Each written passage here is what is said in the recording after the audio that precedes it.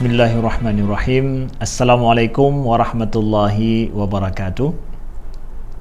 Alhamdulillahilladzi lam yattakhidh walada wa lam yakun lahu syarikun fil mulki wa lam yakun lahu waliyyun minadh-dhulli wa kabbirhu takbira. Allahu akbar. Asyhadu an la ilaha illallah wahdahu la syarikalah wa asyhadu anna Muhammadan abduhu wa rasuluh. Allahumma salli wa sallim wa barik ala Sayyidina Muhammadin wa ala alihi wa sahbihi wa sallim. Subhanaka la ilma lana illa ma 'allamtana innaka antal alimul hakim. Allahumma 'allimna ma yanfa'una wanfa'na bima 'allamtana wa zidna ilma, amma ba'du. Ikhwati fillah, saudara-saudaraku yang dimuliakan Allah. Beriman kepada Allah adalah topik paling inti dalam masalah akidah, dalam masalah tauhid. Kita sudah menjelaskan bahwa beriman kepada Allah, percaya kepada Allah itu adalah fitrah manusia. Kemudian kalau seandainya fitrah manusia ini telah terkontaminasi, tidak mampu lagi untuk mengetahui kebenaran, maka diberikan argumen bukti akan adanya Allah. Bukti yang sudah kita sampaikan pada pertemuan yang lalu adalah adanya argumen imkan atau dalil imkan, bahwa sesuatu yang sifatnya adalah mungkin terjadi, itu perlu kepada sebab. Adanya sebab akibat, kita mengetahui bahwa mesti di sana ada penentu yang dan penentu ini mestilah adalah Allah Subhanahu wa taala dalam adanya segala sesuatu, penciptaan segala sesuatu. Selanjutnya, banyak argumen lain dikemukakan oleh para ulama. Selanjutnya adalah misalkan dalil apa yang disebut dengan dalil yang butlan at-tasalsul wad daur, yaitu mustahilnya terjadi suatu sebab akibat tanpa henti, tanpa ada penentu di belakang daripada itu. Nah, contoh misalkan ini adalah dalil logika bagi orang-orang yang dia itu fitrahnya belum mampu menerima kecuali dengan secara logika. Di sana kita menyatakan bahwa di sana mesti ada Tuhan yang menentukan segala sesuatu. Apabila sesuatu yang mungkin terjadi telah terjadi, maka di sana mesti ada penentu di belakang daripada itu. Walaupun sebab akibatnya itu panjang, tapi di ujung daripada itu mesti ada penentu. Misalkan kita pergi ke rumah seorang kawan, kita dapatkan ada bunga yang sangat indah. Lalu kita tanya, bunga ini dari mana? Bunga ini katanya dari tetangga. Nah, tetangga pergi, kita tempat tetangga, dibilang bahwa bunga ini berasal diambil dari mana? Bunga ini katanya sumbernya itu dari tetangga sebelah. Terus tetangga itu katakan lagi itu bunganya bersumber dari tetangga sebelah. Terus kalau seandainya rentetan sumber sebab daripada sesuatu, ada bunga yang indah tadi, kita mau cari sumbernya dari mana, kemudian dikatakan pada sumbernya dari tetangga sebelah bilang dari tetangga di sebelah, terus begitu sampai tanpa ujungnya, tanpa ketahuan dari mana sumbernya. Akal mengatakan mustahil, mesti ada satu sumber, dari situlah asal bunga ini. Kalau seandainya tetangga itu menyatakan lagi, tetangga mana? Tetangga nomor 2, nomor 3, nomor 4, sampai kemudian dia tetangga nomor 10 bilang itu bunga bersumber dari rumah kawan kita. Balik lagi gitu sumbernya, siklusnya balik lagi ke belakang. Kita akan berpikir bahwa mustahil. Kawan saya bilang dia ambil dari tetangga. Ternyata tetangga terus mengatakan dari tetangga yang lain itu bilang dari rumah kawan kita. Itu kan siklus balik kembali. Nah, ini juga mustahil. Jadi kalau seandainya rentetan sebab akibat itu terus sampai akhir secara logika, tanpa akhir itu adalah mustahil. Begitu juga kalau balik kembali itu juga mustahil. Itu yang dikatakan oleh para ulama, mestilah sebab akibat daripada sesuatu itu ada ujungnya. Itulah sebab daripada segala akibat yang terjadi. Asbabul musabbabat, sebab dari segala musabab.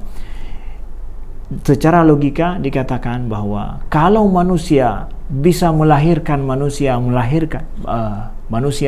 dan kita berasal daripada ayah, daripada kakek kita, kemudian terus begitu, mesti ujungnya adalah ada yang menciptakan manusia yang pertama. Nggak mungkin akan terus manusia ini tanpa ada pencipta awal daripada manusia yang pertama.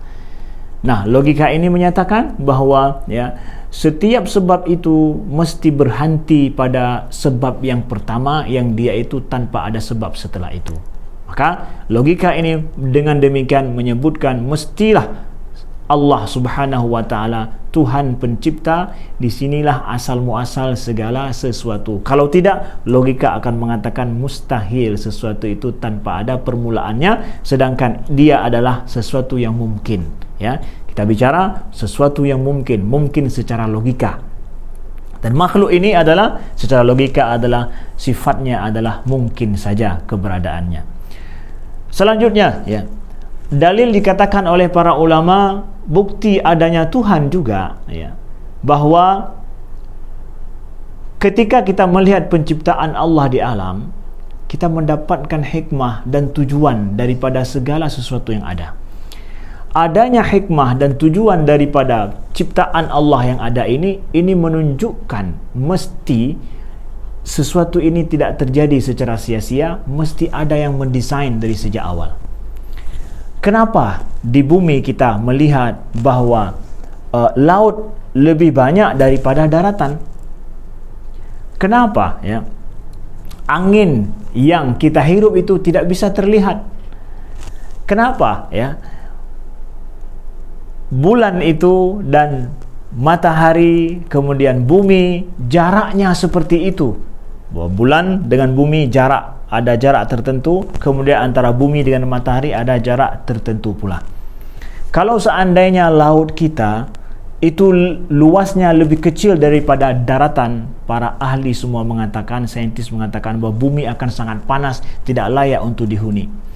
Kalau seandainya matahari dengan bumi kita lebih dekat daripada kondisi saat ini, maka bumi akan panas, kemudian bumi akan berputar lebih cepat, maka siang dan malam dan tahun akan lebih cepat.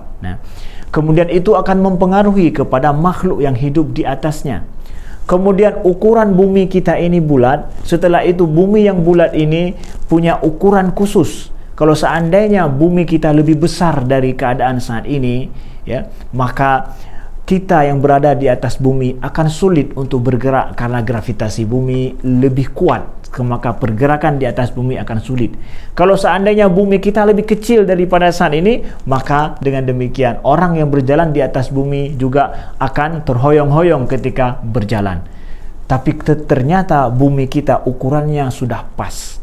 Ukuran yang pas ini memudahkan kita untuk berjalan di atas muka bumi, saudaraku yang dimuliakan Allah. Dengan demikian, terciptanya apa yang kita lihat di atas muka bumi ini, itu menunjukkan bahwa di sana ada tujuan yang diciptakan oleh Allah secara khusus, karena semuanya ada maksud dan tujuannya. Binatang yang diciptakan Allah sampai hama yang ada itu ternyata berguna, bermanfaat bagi alam. Maka mungkinkah sesuatu yang telah ada seperti itu diciptakan dengan ada tujuan yang kita tahu, ada hikmah di belakang daripada itu, bahwa itu tidak ada penciptanya? Tidak mungkin. Logika menyatakan bahwa kalau sesuatu itu ada tujuannya, ada hikmah di belakang daripada keberadaannya, mestilah di sana ada yang menciptakannya. Ini yang disebut dengan dalil hikmah, dan di sini kita dapatkan banyak dalam Al-Quran ayat-ayat yang berbicara tentang dalil tersebut. Contoh misalkan daripada surat Fatir ayat 27 sampai 28, Allah berfirman, A'udzubillahi minasyaitonirrajim, Bismillahirrahmanirrahim. Alam tara anna Allah anzala minas sama'i ma'an fa akhrajna bihi thamaratin mukhtalifan alwanuha wa minal jibali judadun bidun wa humrun mukhtalifun alwanuha wa gharabibu sud wa minan nasi wad dawabi wal an'ami mukhtalifun alwanuhu kadzalik innama yakhshallaha min ibadihil ulama innallaha azizun ghafur. Yang artinya, tidakkah kamu melihat bahwasanya Allah menurunkan hujan dari langit, lalu kami hasilkan dengan hujan itu buah-buahan yang beraneka ragam macam jenisnya, dan di antara gunung-gunung itu ada garis-garis putih dan merah yang beraneka macam warnanya, dan ada pula yang hitam pekat. Dan demikian pula di antara manusia, binatang-binatang melata dan binatang-binatang ternak, ada yang bermacam-macam warnanya dan jenisnya. Sesungguhnya yang takut kepada Allah di antara hamba-hambanya hanyalah ulama. Sesungguhnya Allah Maha Perkasa lagi Maha Pengampun. Saudaraku yang dimuliakan Allah, sungguh banyak ayat-ayat ini di dalam Al-Quran. Tadabburi ayat-ayat ini, ayat-ayat hikmah yang ujungnya adalah membuktikan bahawa tiada Tuhan selain Allah dan Allah lah yang menciptakan segala sesuatu. Sekian, terima kasih. Wassalamualaikum warahmatullahi wabarakatuh.